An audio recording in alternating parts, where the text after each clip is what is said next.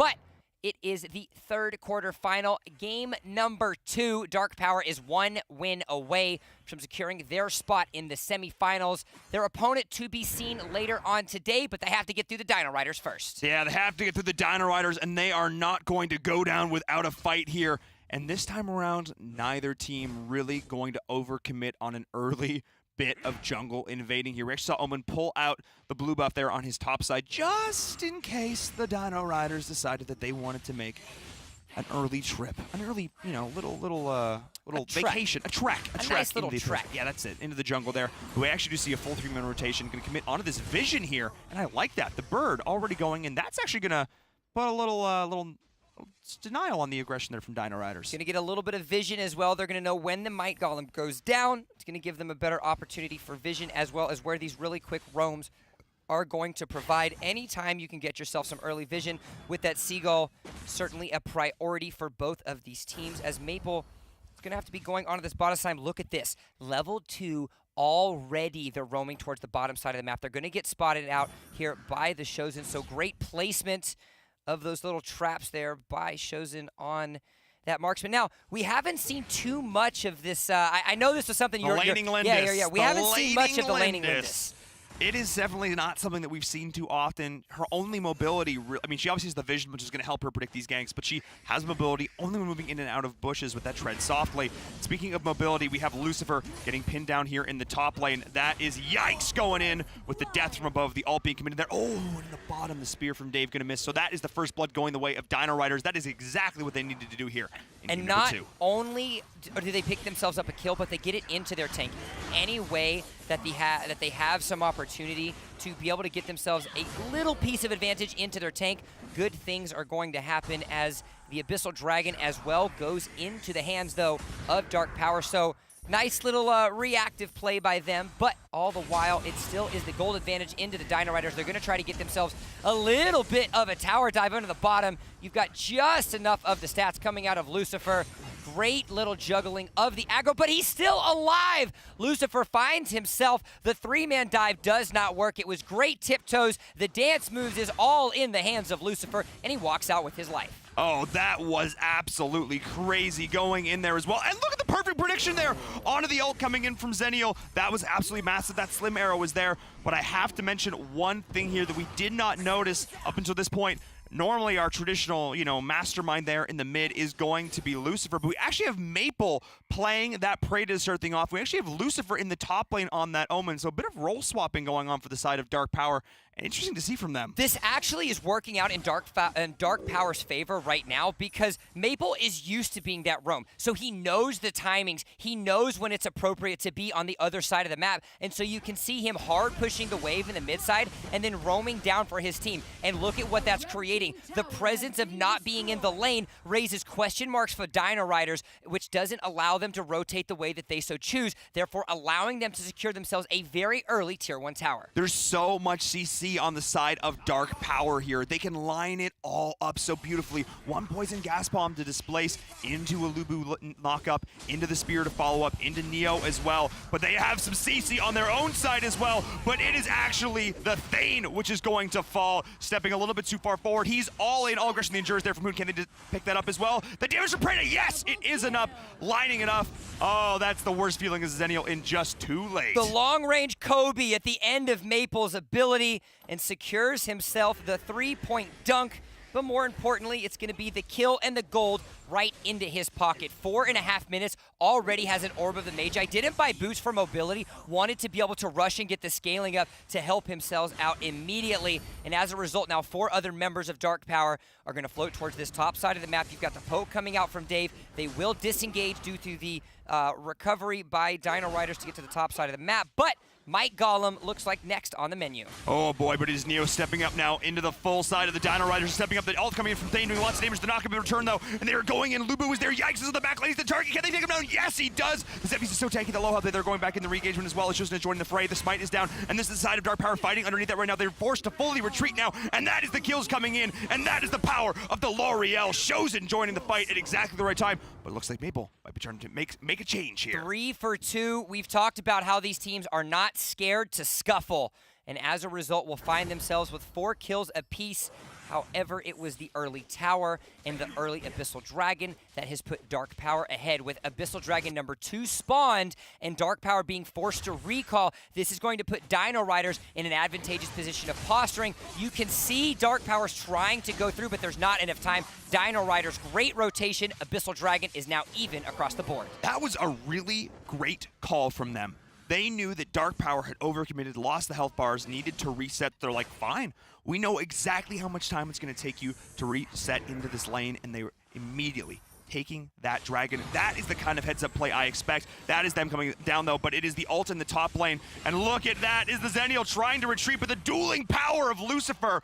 That's why Omen is so terrifying. We've talked about how Zennial's cross-map pressure is all that you could want, but Lucifer on that Omen provides just as much dueling potential, and as a result, will force him to go back. Meanwhile, Dark Power is doing a great job at keeping this mid-wave pushed up to force Dino Riders on the rotate, so the Omen can continue to keep pushing. Lucifer's on the top side of the map. ZK tried to recall, but it's not going to be enough. A tower goes down. Another macro rotation by Dark Power to the maximum level of efficiency. They are looking so solid here in this early to mid game. Dino Riders finding some instances where they're trying to respond, but Dark Power is just an inch ahead. They're just getting slightly more out of every rotation, and it is starting to add up now as they are ahead only 500 gold, but look at the infrastructure here. They have taken down that total outer ring of towers. And this is where rotations from Dark Power are going to be extremely important. It's 7 minutes of the game. They have the option to take Dark Slayer,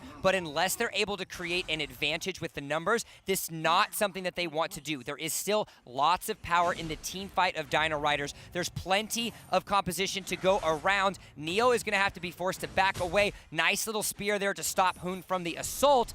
Dark Power recognizing their strengths, not allowing for a 5v5 team fight to happen just yet. They don't want to overcommit here. They want to be in a place where they feel comfortable. They want to take the fight on their own terms. I think that's really going to be a story of this late game here, is getting Preda set up. If you get Preda in a position where he can do his work, that is the solid place. But Lucifer with the plays. This guy is an absolute monster. I don't care what hero he's on. He is just putting in the work for his team. Lock him down in the ultimate, flicker out to safety. And what is that doing? Enough of a misdirection, allowing them to pick themselves up an Abyssal Dragon. And what does Lucifer do? He comes down. Nope, there's not going to be a fight. Right back to the top side he goes. They're going to not be able to get the steals. Yikes, end up picking up that Sage buff, so Dino Riders defend appropriately.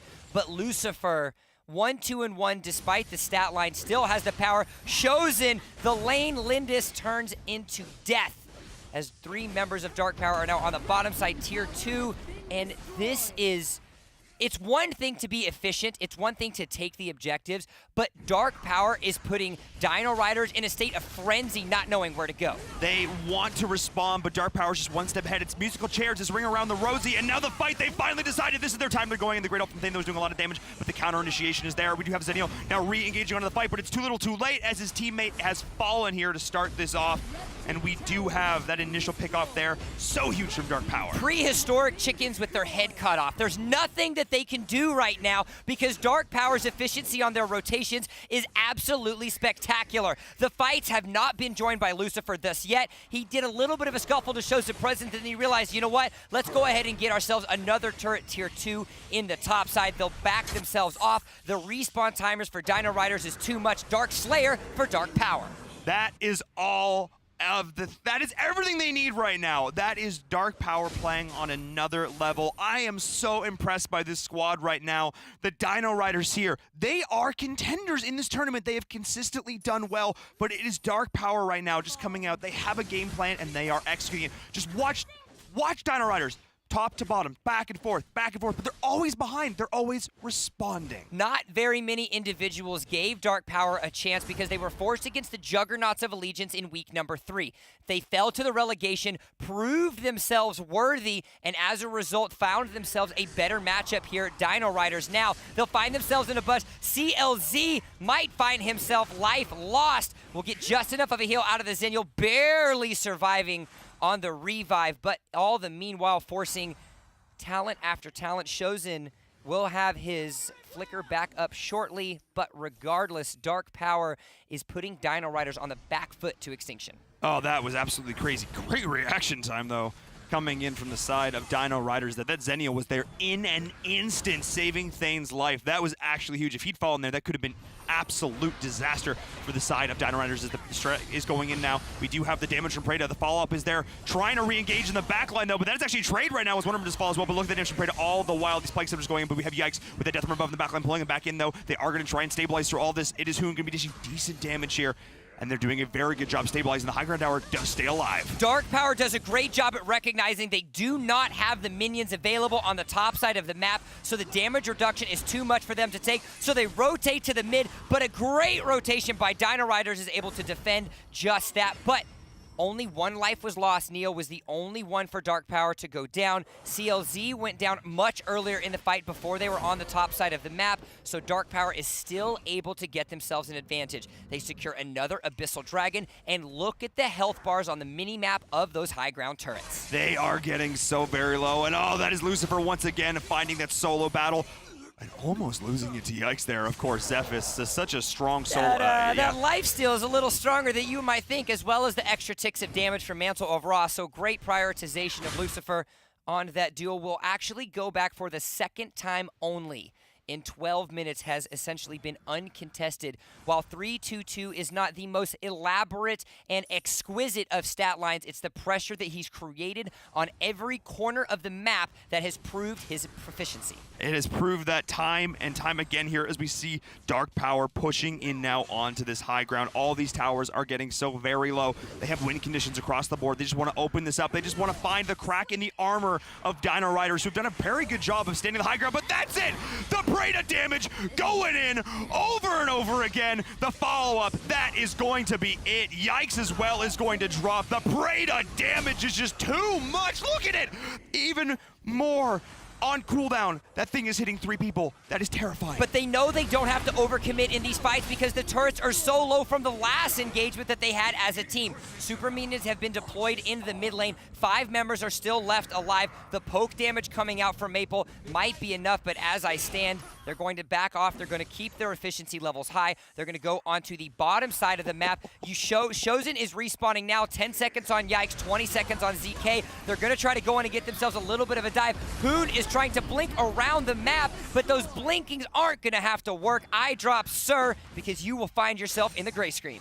That was a solid attempt coming in from Whom that Endure at the crucial time. You can see our power just gonna, whoa, they took that second there, but that was absolutely huge. They got 2 towers, and the top tower as well for the side of Dino Riders is so very low. Dark Power, though, smartly not going to overextend. They got so much value out of those lives that they don't want to give them up too easily, though they have yet to lose a turret here in game number 2. Dark Power's recognition of their win conditions is what is putting them wholeheartedly in the lead that they have. You can talk all day, every day about the 8,000 gold, but it's how that 8,000 gold has been accumulated is what is proving Dark Power's presence here in the Valor series. 8 towers, 1 Dark Slayer, now 4 Abyssal Dragons. Every objective that spawns on the map, Dark Power is making sure that they're getting their hands on. They had a shopping list. They say, okay, we need 4 dragons. I need a Dark Slayer. I need 12 kills. I need 2 high ground towers. All right, sounds good. This is, they went to the store. It's Christmas dinner. Can I get a couple pineapple on pizzas while I'm at it in the process? Yeah. Oh, yeah, 100%. That's exactly what they I knew I liked you for a reason. There we go. And, oh, that's where we just divert. Yeah, we're gonna get fired. Perfect. Our producer's in our ear. Good to know. As they're pushing in now onto the high ground. Dark Power looking to end out this series here as they push in now. And it is the flank. The Lubu is there. And all the while, L'Oreal with the disengage, though, Thane trying to split the fight. And look at the Yikes in the back line. Doing a great job surviving through all this. But on the core now is the side of Dark Power. They're pushing in across the board. And Thane trying to do his best here, but he is going to fall. They just cannot get these kills. But it's Hoon trying to make something happen. Trying to do everything he can. The ultimate is not available on Hoon just yet. He was using it because he was defending from Lucifer in the process. Meanwhile, 2 members of Dark Power have gone down. Shozen is able to pick up the kill onto Neo, but just like that, Dino Riders try as they may, try as they might. Dark Power goes for the completionist victory, 100% completion. All the towers, the Abyssal Dragon, the Dark Slayer to boot, and just like that, Dark Power with the victory.